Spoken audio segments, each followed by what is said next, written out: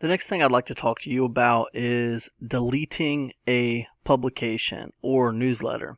So let's say you have a few newsletters on your account and you decide, hey, you know what? I don't want that one anymore. I just want to delete that newsletter. I don't want to do it anymore.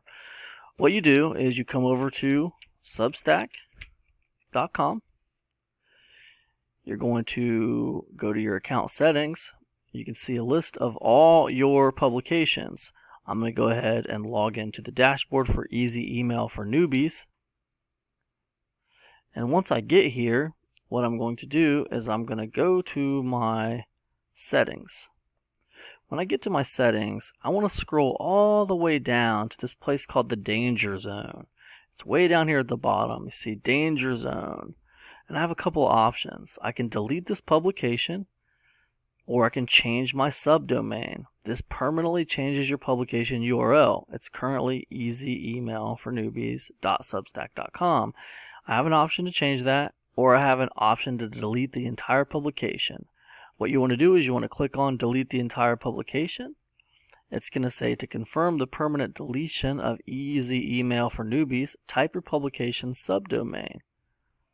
I'm going to go ahead and type Easy Email for Newbies.substack.com.